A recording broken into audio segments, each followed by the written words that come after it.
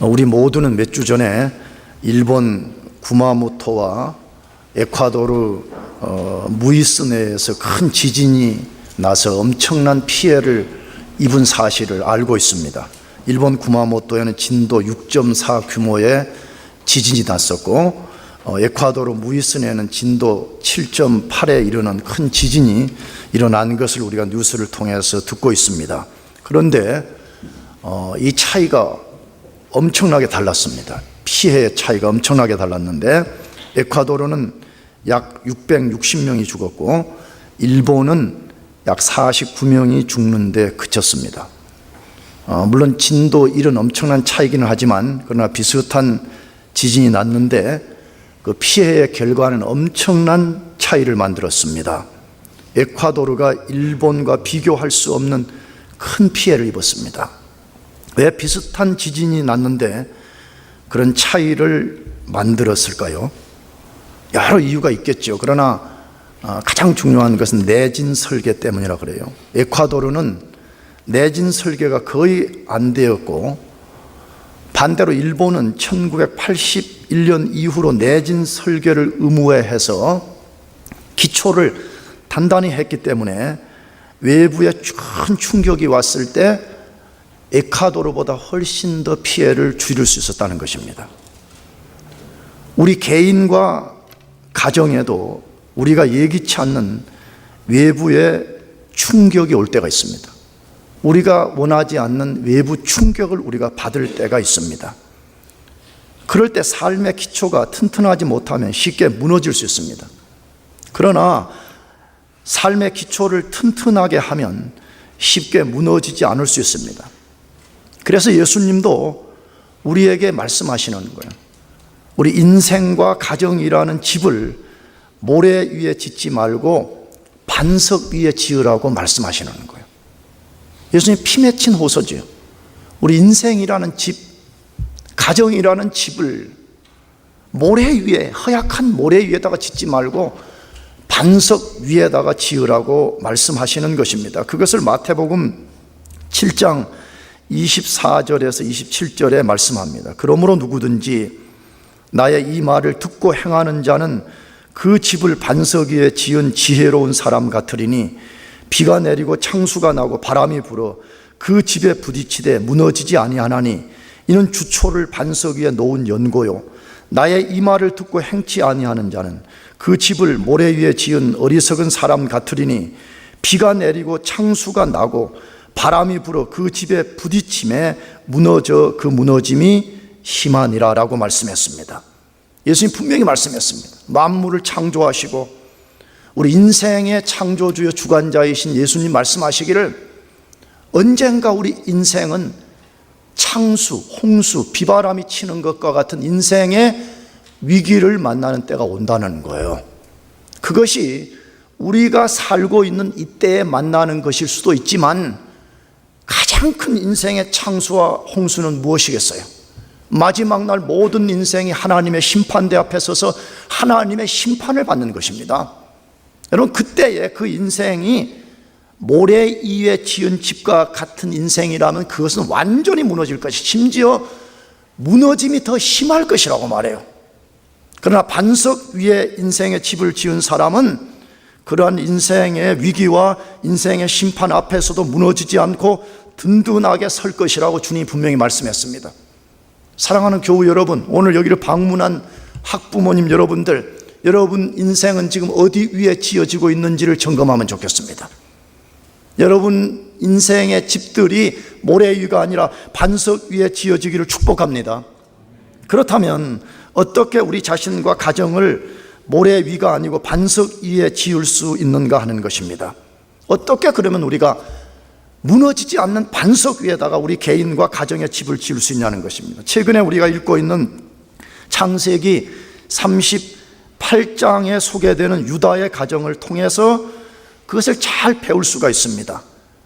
하나님은 인생이라고 하는 성경 인간들의 스토리를 통해서 하나님 뜻을 우리들에게 알려주는 거거든요.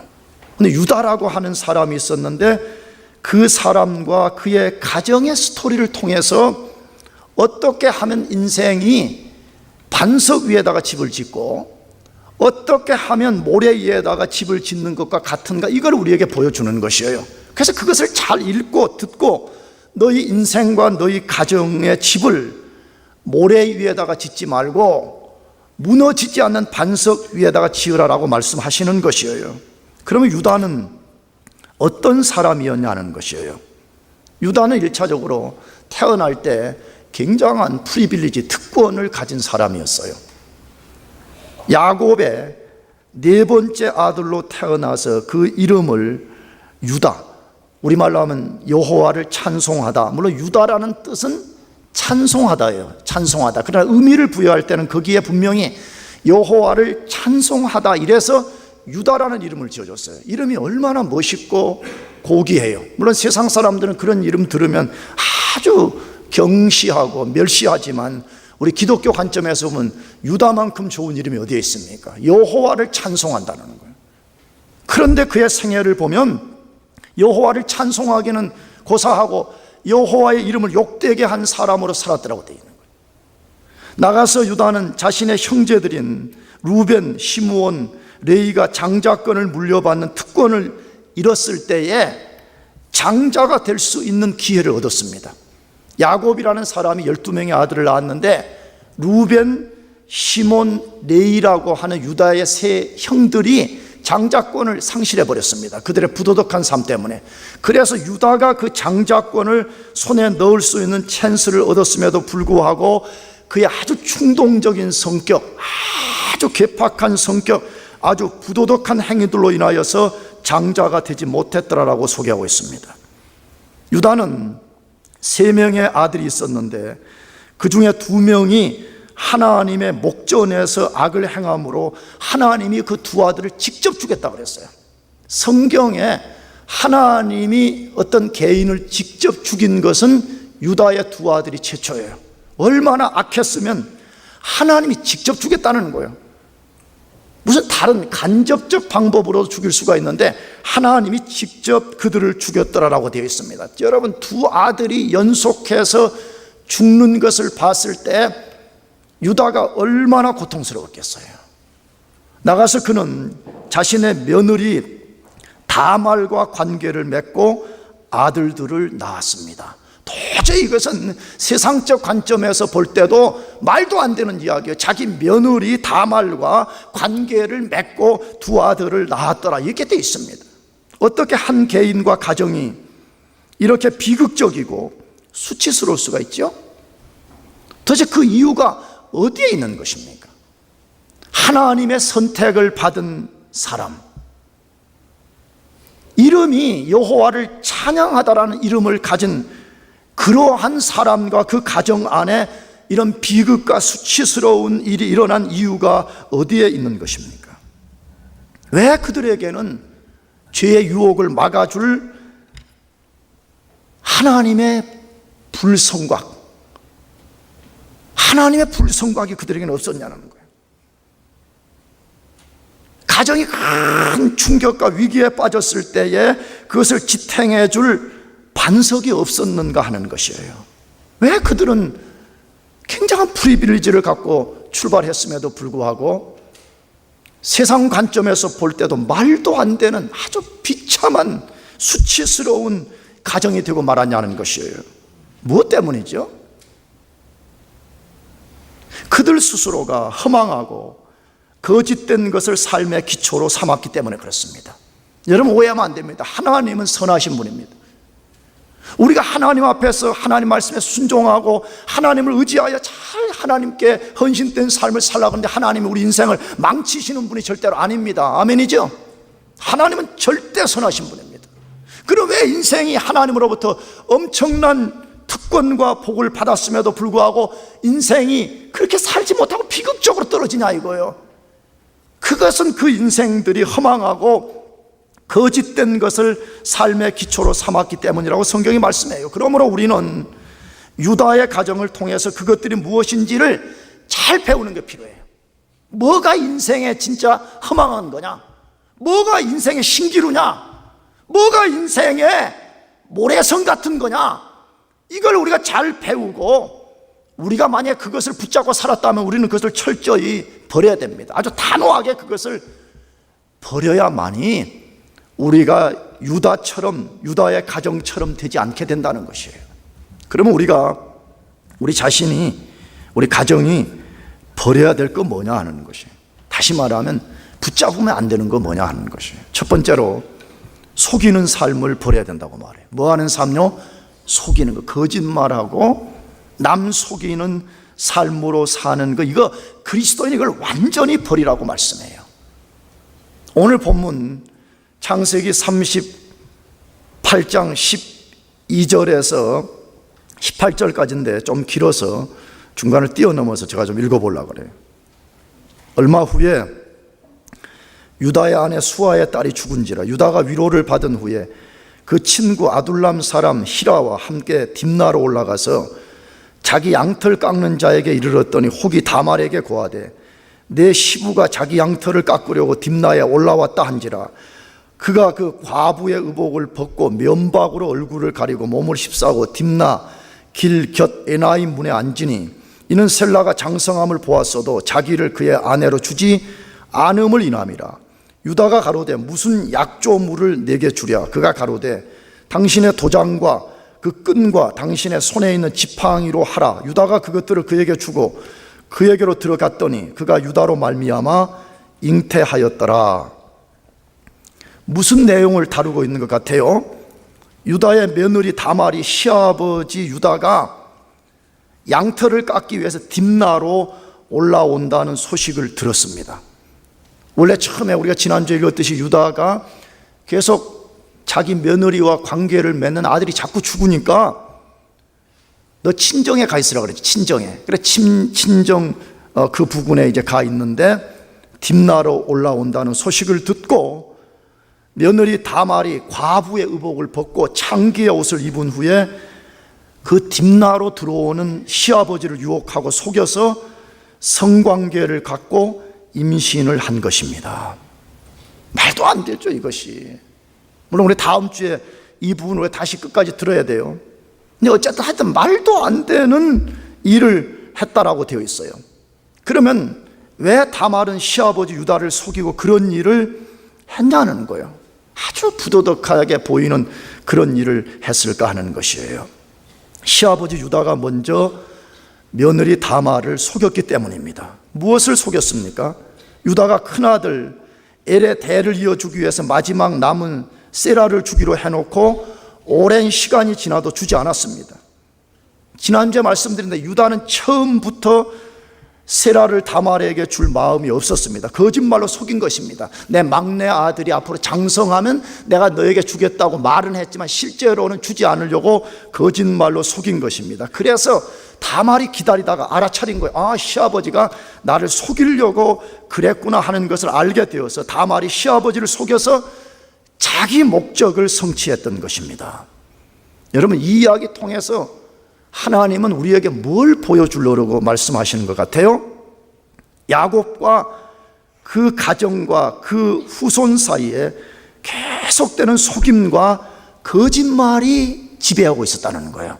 야곱, 지금 우리는 유다를 포커스로 다루고 있지만 유다의 아버지인 야곱 때부터 유다 그리고 그 야곱으로부터 오는 후손들 사이에 거짓말, 속임, 이것이 그 가정을 지배하는 정신이었다, 그렇게 말씀해요. 어디서 우리가 그것을 배우게 되죠? 그러려면 우리는 야곱 이야기부터 다시 거슬러 올라가야 되잖아요.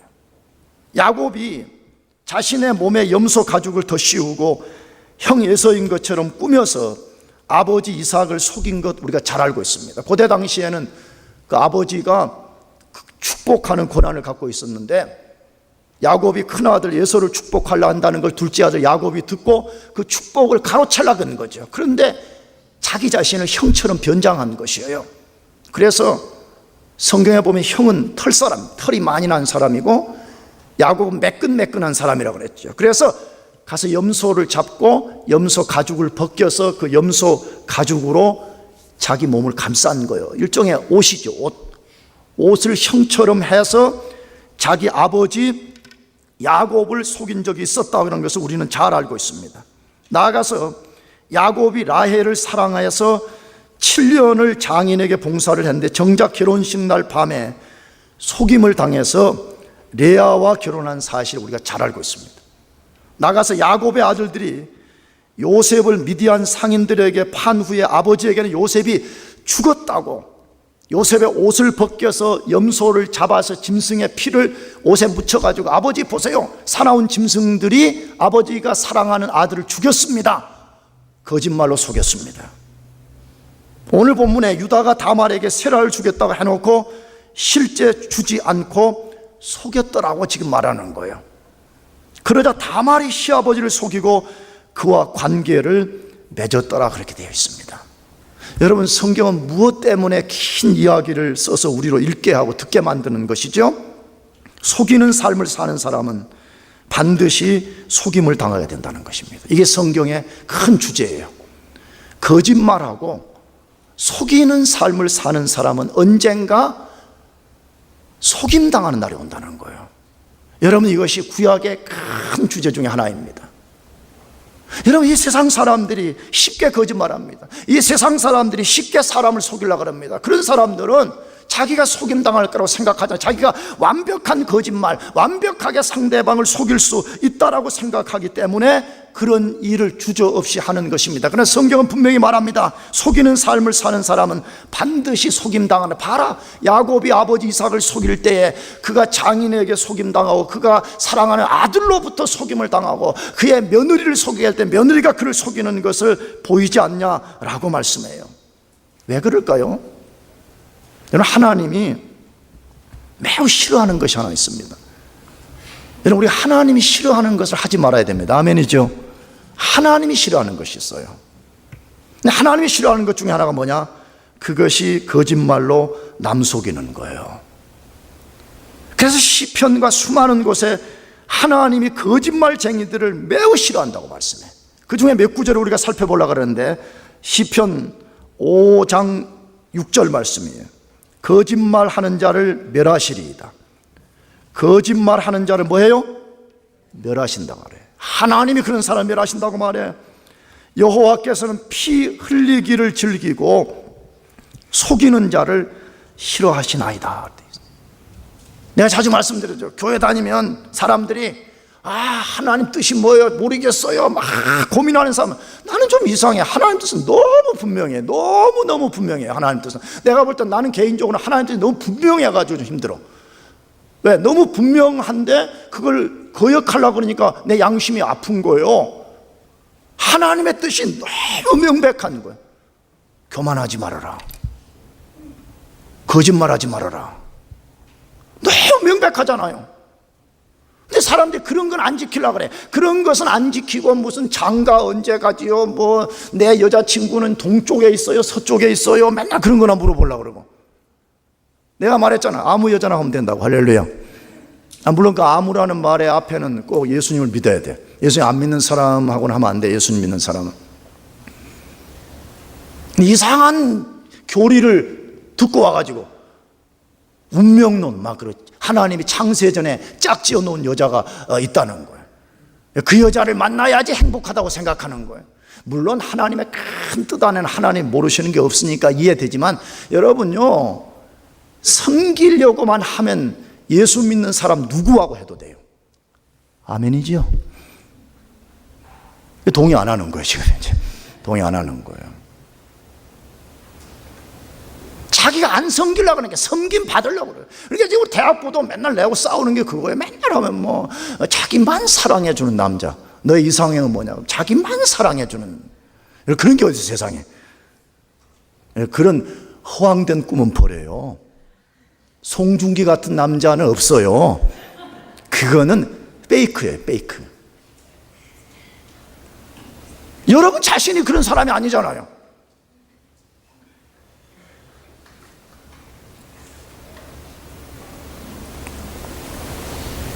하나님의 뜻이 너무 분명해요. 교만하지 말아라. 겸손하라.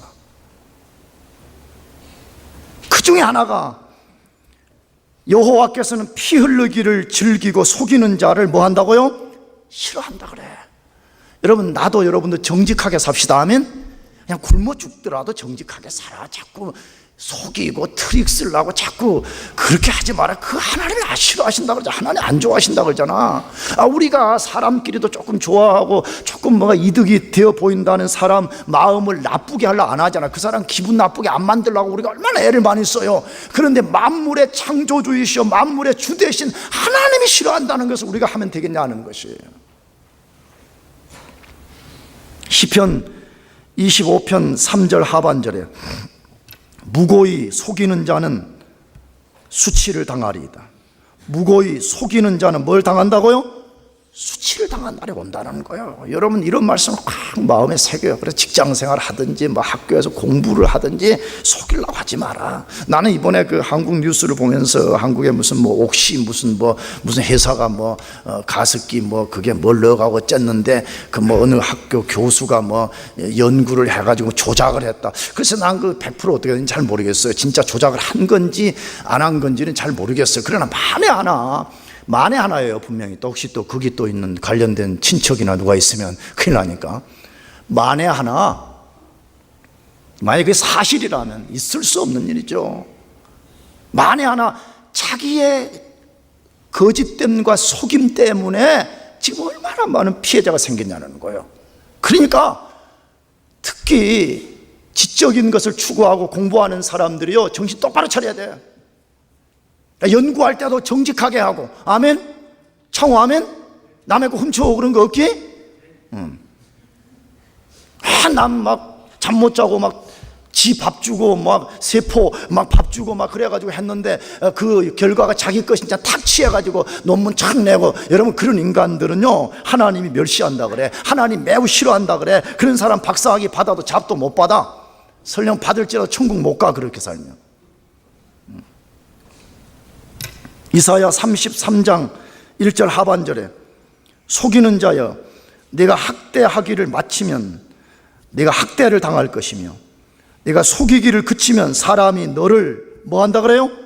속이리라 그래요. 와 진짜 여러분 우리가 어떤 것을 속이면 우리가 굉장히 나 잘 속였어. 내가 이제 손에 넣었어. 이런 그런 생각을 하기 쉬운데 성경은 아주 단호하게 말하면 너가 속임이 끝났냐? 그럼 너는 얼마 후에 너는 속임을 당할 것이라 라고 말씀해요. 뭘 말해요? 거짓과 속임으로 사는 사람은요 하나님이라는 기초를 자기 스스로가 없애버리는 것 같다는 거예요. 자기를 딱 받추고 있는 반석과 같은 이 하나님이라는 기초를 자기 스스로가 허물어버린다는 거예요. 하나님이라고 하는 불성곽이 있어요. 믿습니까? 이거는 성경에 나오는 용어예요. 내가 만든 게 아니에요. 하나님이 우리의 불성곽이 되어준다 그래. 그런데 우리가 거짓과 하나님이 싫어하는 것을 쫓아가면 우리 스스로가 그 하나님의 불성곽을 우리가 없애버리는 게 맞다. 다시 말해 하나님의 임재를 거부해버리는 것이기 때문에 그런 사람들은 삶의 위기가 오면 금방 무너져 버린다고 말해. 사랑하는 교우 여러분, 저와 여러분 삶에 속이는 것이 있다면 그것을 단호하게 버리고 여러분들이 늘 하나님을 두려워하면서 진실하고 정직한 삶을 살기를 축복합니다. 두 번째로 우리 뭐 버려야 되냐는 거예요. 부도덕한 삶을 버리라 그래요. 무슨 삶 버리라고요? 부도덕한 삶, 특별히 그 부도덕한 삶 중에서 성적인 부도덕함을 버리라고 성경이 우리들에게 반복해서 말씀해요. 창세기 38장 15절에서 19절 말씀. 그가 얼굴을 가리웠으므로 유다가 그를 보고 창녀로 여겨 길 곁으로 그에게 나아가 가로되 청컨대 나로 내게 들어가게 하라 하니 그 자부인 줄 알지 못하였음이라. 그가 가로되 당신이 무엇을 주고 내게 들어오려느냐. 유다가 가로되 내가 내 떼에서 염소 새끼를 주리라. 그가 가로되 당신이 그것을 줄 때까지 약조물을 주겠느냐. 유다가 가로되 무슨 약조물을 내게 주랴. 그가 가로되 당신의 도장과 그 끈과 당신의 손에 있는 지팡이로 하라. 유다가 그것들을 그에게 주고 그에게로 들어갔더니 그가 유다로 말미암아 잉태하였더라. 그가 일어나 떠나가서 그 면박을 벗고 과부의 의복을 도로 입으니라 라고 되어 있습니다. 뭐 소개하고 있죠? 어떻게 유다가 며느리 다말과 성관계를 가졌는지의 과정을 거기에 소개해놨습니다. 앞에서도 말씀을 드렸지만 우리가 쉽게 납득하기 어렵지만 38장은 다말의 행위를 비판하지 않습니다. 이건 다음 주에 제가 좀 더 설명할 건데, 자기 아버지를 유혹해서 성관계를 가진 다말의 행위를 비판하지 않습니다. 오히려 다말은 위험을 무릅쓰고 대를 잇기 위해서 자기 책임을 다한 여자로 비춰지고 있습니다. 그러나 유다는 어떻습니까? 아주 성윤리가 부도덕하고 아주 성윤리가 낮은 사람으로 소개되고 있습니다. 그 내용이 어디에 되었죠? 우리가 이미 읽었지만 양털을 깎으러 가는 중에 길가에 있는 창녀와 거래를 통해서 쉽게 성관계를 가졌습니다. 성경과 성경 밖의 책을 보면 그때 당시에 이방 신전에서 몸을 파는 창기들이 가나안 땅에 굉장히 많았던 것 같습니다. 유다는 변장을 한 다말을 신전의 창기로 알고 쉽게 성관계를 맺었습니다. 물론 쉽게라는 단어는 여기 나와 있지 않지만 유다의 행위를 보면 그냥 아주 쉽게 다말과 성관계를 맺었음을 소개하고 있습니다. 어떻게 쉽게 그렇게 그런 일을 할 수 있었느냐는 것이에요. 어떻게 유다가 여호와를 찬송하다라는 이름을 갖고 있음에도 불구하고 그런 일을 겁없이 쉽게 할 수 있었냐는 것이에요. 여러분, 무엇 때문일까요? 무엇 때문에 하나님의 언약 안에 있는 사람이 그런 일을 겁없이 시작할 수 있었을까요? 저는 이것이 오늘 우리에 대한 질문이라고 생각해요. 왜 목사인 나 같은 사람이, 왜 수많은 성도들이 죄를 겁없이 짓고 유다처럼 아주 낮은 성윤리, 성도덕을 갖고 살아가냐는 것이에요. 여러분, 그 시작은 세속적인 데 있는 것입니다. 그 시작이 뭐에 있다고요? 세속적이라는, 세속적이라는 말이 또 신학적으로는 이걸 또 막, 원래 또 신학자들은 좀 어렵게 하는데 명수들이잖아요. 나는 또 좀 쉽게 하고 싶어. 세속적이 뭐냐 그러면 하나님의 뜻을 거역하는 세상적이며 육신적 정신을 갖고 사는 거예요. 더 어려워요? 대충 알겠지? 세속적이 뭐냐 그러면 하나님의 뜻을 거역하는 세상 정신, 혹은 하나님을 반역하는 우리 타락한 옛본성인 육신의 그 정신을 갖고 사는 것을 세속적이라고 그렇게 말해. 무슨 말인지 알겠죠? 그렇게 설명 안 해도. 세속적이라는 말은 뭐냐? 하지만 하나님이 하지 말라는 그 정신에 사로잡혀 사는 거라는 거예요. 그런데 유다는 세속성에 사로잡힌 사람이었습니다. 철저히 유다는 세속성에 사로잡힌 사람이었어요. 어디서 그 사실을 알 수가 있죠? 지난주에도 말씀을 드렸지만 요셉을 죽이려고 했을 때 형제들이 다 모아서 야, 우리가 요셉을 죽이자고 했을 때에 그때 뭐 여러 가지 스토리가 있지만 유다가 야, 죽이지 말고 은 20개 받고 팔자라고 제안했습니다. 돈 받고 팔자, 이게 죽이는 것보다 차라리 돈 받고 20개 받으면 이거 굉장히 좋은 거 아니냐, 이거 굉장히 우리에게 유익하지 않냐, 돈 받고 팔자고 제안했습니다. 아니, 형제를 말해요. 지난주에 인용했지만, 몇 주 전에 인용했지만 그 구덩이에 빠뜨려 놓고 요셉이 거기서 애걸했다 그랬어요. 형들 살려달라고, 피눈물이 나오게 살려달라고 소리를 치는데 형들은 거기서 위에 둘러앉아서 밥 먹고 있고, 그때 유다가 야, 죽이지 말고 은 20개 받고 팔자. 돈이면 형제의 애걸도 형제의 눈물도 필요 없다는 거예요. 나가서 그는 자기의 조상들과 완전히 다르게 아브라함, 이삭, 야곱과 달리 가나안 여자를 아내로 맞이한 거 우리 지난주에 다뤘습니다. 가나안 여자를 자기 아내로 삼는 것을 조금 더 주저하지 않았던 사람입니다. 혹시 오해 없이 들으시기 바라요. 왜냐하면 내가 과거에 몇 년 전에 예수 안 믿는 사람들과 결혼하면 안 된다 이런 설교를 하게 되면 또 그런 상황에 있는 사람들이 막 시험 들어가지고 저쪽은 막 왜 교리적으로는 맞으니까 나한테 직접 할 수는 없으니까 뒤에서 막 하면서 목사가 뭐 어쩌고 저쩌고 하는데, 근데 성경이 그렇게 말하니까 내가 말할 수밖에 없는 거예요.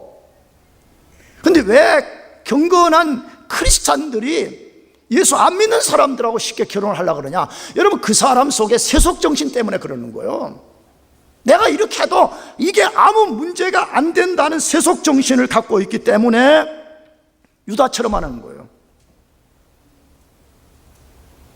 아브라함이 자기의 아들 이삭의 아내를 얻기 위해서 그 종을 보내고 일부러 가나안 땅에서 얻지 않으려고 그렇게 몸부림을 치고,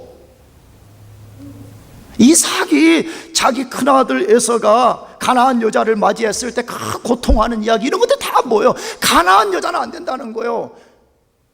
혈통 때문이 아니라 하나님을 모르고 하나님을 대적하는 세속성에 붙들려 있는 그런 여자들과 그런 남자들과 결혼하면 안 된다는 걸 알았기 때문에 조상들이 목숨을 걸고 그걸 지킨 거잖아요. 근데 세속성에 딱 붙잡히니까 그런 경건은 조금 더 중요하다고 생각하지 않은 거예요. 그래서 가나안 여자를 아내로 맞이한 것입니다.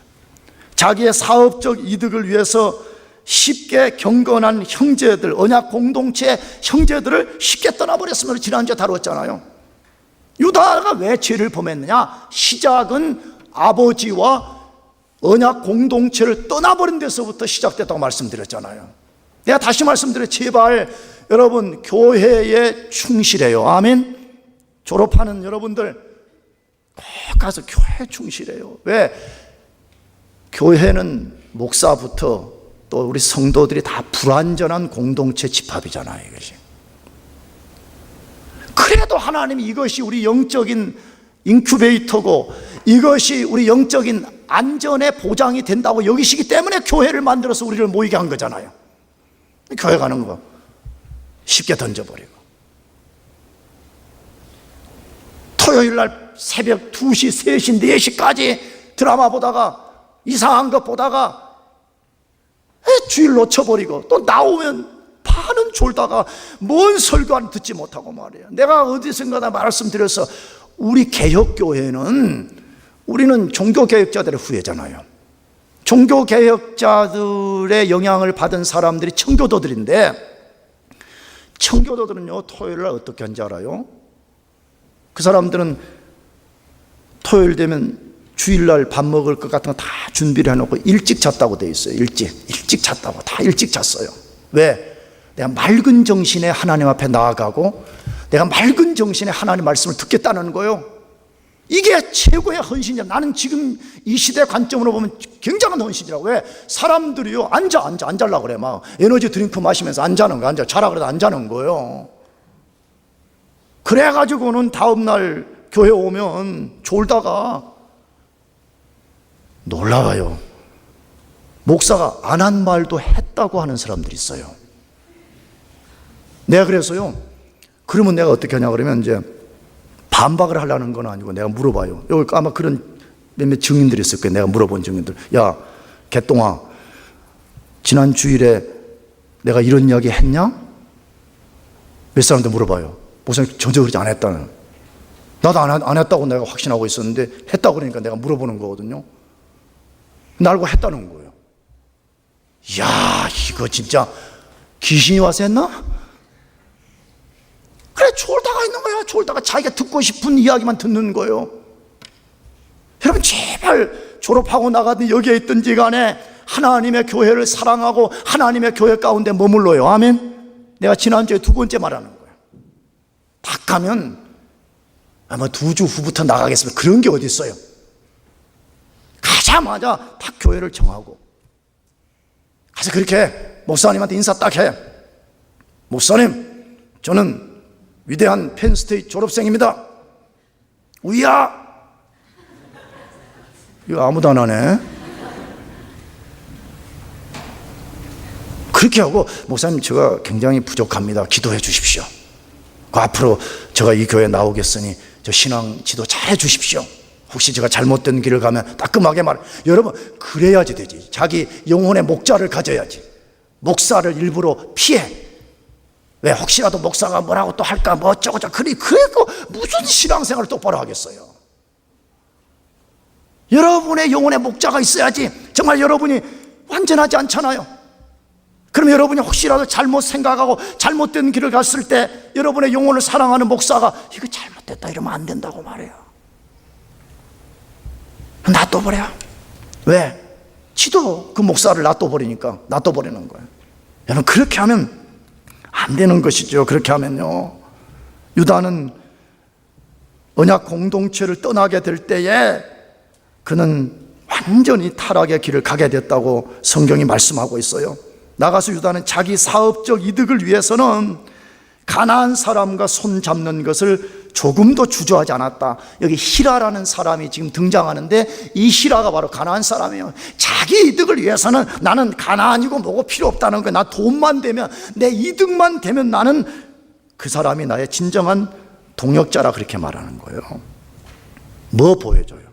세속성은 육체의 욕망과 동업자입니다. 동전의 앞뒤면과 같아요. 세속성이 앞면이라면 육체의 욕망, 정욕이 동전의 뒷면이에요.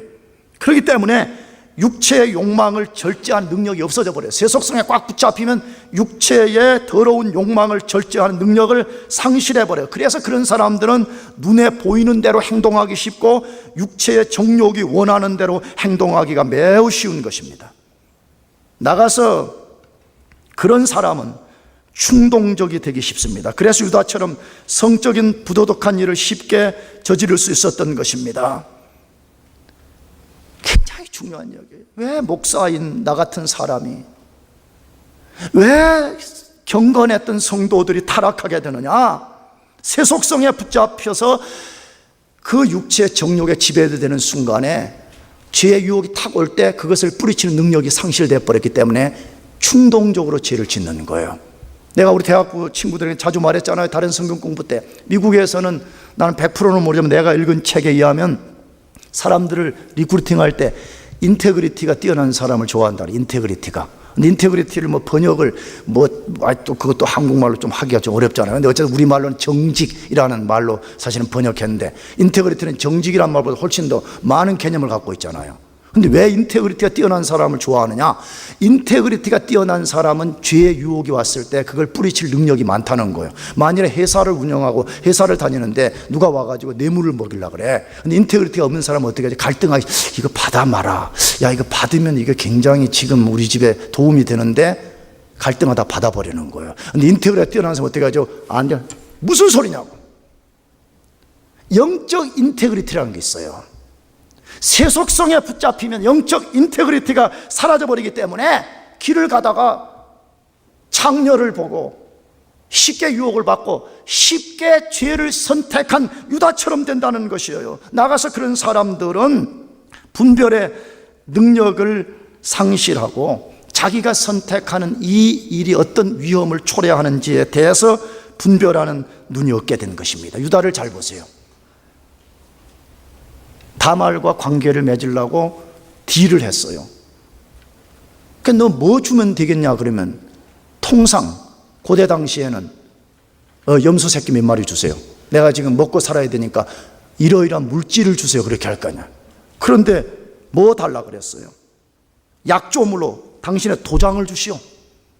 당신의 끈, 이거 지금 설명할 수 있어요. 끈이 있어요. 그 목자들이 갖고 다니는. 당신의 지팡이를 달라 그랬어요. 그러면 좀 이상하게 봐야지. 아니, 왜 염소 새끼를 달라고 하지 않고 성관계를 맺은 것에 대한 돈을 달라고 하지 않고 왜 이걸 달라고 했는가를 알아차리고 분별할 수 있는 눈이 있어야 되는 거잖아요. 세속성에 딱 붙잡히니까 그걸 분별할 능력이 안 생기는 거예요. 나중에 보니까 자기가 지불했던 도장, 끈, 지팡이 때문에 옴짝달싹을 할 수 없는 상황에 빠진 것을 알게 되잖아요.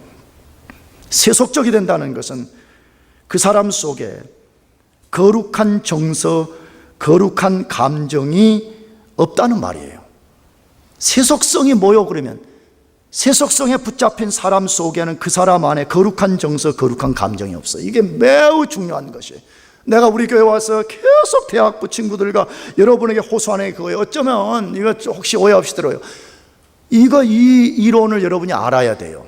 우리는 보통 우리 인간이 어떻게 구성됐습니까? 그러면 지정의로 구성됐습니다. 맞아요. 틀리잖아요. 근데 왜 똑같은 지정의를 가졌는데 어떤 사람은 하나님을 알고 어떤 사람은 모르고, 어떤 사람은 하나님 앞에 거룩한 삶을 살라고 몸부림치는, 어떤 사람은 부도덕한 삶을 살면서도 그의 죄인줄을 못 깨달으느냐? 이유가 어디에 있다고 생각을 해요? 지정의가 없어서 그래요? 죄 짓는 사람은 지정의가 없는 게 동물이에요? 그런 거 아닙니다.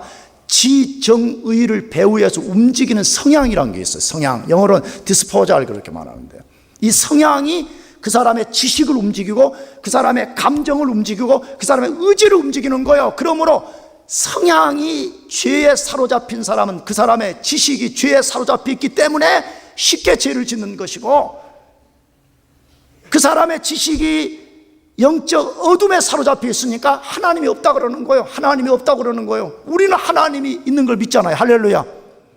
우리는 우리 존재보다 하나님이 더 불꽃처럼 존재한다는 걸 우리는 믿잖아요. 그런데 세속성에 붙잡히면 자기의 지정의를 움직이는 거룩한 정서 혹은 성향, 감정이 더럽고 추악하기 때문에 쉽게 죄를 선택해버리는 거예요. 죄 유혹이 하면 금방 받아들여버려요. 근데 거룩한 정서에 꽉 붙잡히게 되면요, 유혹은 받지요. 유혹이 오지요. 유혹 받는 것 자체는 죄가 아니에요. 그걸 배격하는 능력이 있어요. 아, 이건 말도 안 된다는 거예요. 이건 내가 선택하면 하나님이 얼마나 싫어하시는가, 이걸 알기 때문에 그걸 단호하게 배격하는 능력이 생기는 것이. 그러므로 우리 자신이 새 속성에 붙들리지 않도록 부단하게 애를 써야 돼요. 나는 그래서 여러분 기도하라는 거예요. 아멘. 아니 무슨 밥 먹는데 조금 기도하는 건 물론 그것도 기도해야 되지요. 그러나 진짜 사활을 걸어야지. 사활을 걸어야지. 왜 매순간 새 속성이 파도처럼 해일처럼 쓰나미처럼 우리에게 밀려오는데 우리가 기도하지 않고는 어떻게 우리가 그 새 속성을 배격할 수 있냐는 것이에요. 그래서 하나님이 이것을 배격하기 위해서 우리 마음을 지키라고 말해. 마음을 지켜라, 마음을 지켜라. 그것이 잠언 4장 23절 말씀이에요. 무릇 지킬 만한 것보다 더욱 내 마음을 지키라. 생명의 근원이 이에서 남이니라. 그렇게 돼 있어요. 왜 많은 사람들이 영적으로 번아웃되어 있고, 왜 많은 사람들이 입으로는 예수님이 자신의 구주입니다라는 것을 고백하는데 실제 삶은 예수님이 구주가 되지 않는 모습을 드러내고 살아요? 마음을 지키지 못해서 그래요. 그래서 잠언 다른 성경에는 뭐라고 말했냐? 성을 빼앗는 것보다 마음을 지키는 게 낫다 그래 돼 있어요. 여러분, 고대 당시에 용어로 쓴 게, 고대 당시에 성 하나를 빼앗으려면 그 나라의 군대가 다 동원돼야만이 그 성을 함락할 수가 있잖아요. 그 성을 빼앗는 것보다 너 마음을 지키는 것이 더 낫다고 말해. 그러므로 마음을 지키는 것이 얼마나 중요한가 하는 것을 보여주는 것이, 마음을 거룩한 정서로 채우지 아니하면 새 속성이 해일처럼 밀고 들어와서 새 속성에 붙잡혀서 유다처럼 쉽게 성적인 부도덕한 일을 선택하게 되고, 쉽게 언더 테이블 뇌물 받게 되고, 쉽게 연구하는 사람이 연구비 거짓말로 받아가지고 조작하고 그럴 가능성이 높은 것이에요. 여러분, 그런 사람은 인생의 기초가 없는 거나 마찬가지예요. 그냥 있는 것처럼 보이지만 하나님이 가볍게 한번 탁 바람 불면 그런 사람들은 바람에 나는 겨처럼 싹 날아가 버린다고 말씀해. 사랑하는 교우 여러분, 다시 결심합시다. 여러분, 인생의 여러분 토대가 어디 있는지 오늘 다시 점검해 봐요. 여러분 진짜 모래 위에 있어요? 아니면 반석에 있어요? 만일에 모래 위에 있다면 여러분 지금까지 가졌던 허망하고 거짓된 걸 완전히 버려요. 아멘? 그걸 버려버려요. 만약 우리가 그걸 버린다면요, 우리가 그걸 버린다면 하나님은 자신의 임재를 우리에게 드러내 주세요. 왜? 하나님은 안 계신 곳이 없잖아요. 하나님이 임재를 나타내면 그것이 곧 우리의 불성곽이 되는 거예요. 우리의 불성곽이 돼가지고, 그러면 누가 우리를 이길 수가 있겠어요? 누가 우리를 삼킬 수가 있겠어요? 속이는 삶을 버리고 부도덕한 삶을 버려서 여러분 모두가 반석 위에 인생이 세워지고 여러분 가정들이 그렇게 세워지기를 축복합니다. 기도하겠습니다. 우리 같이 자리에서 일어나셔서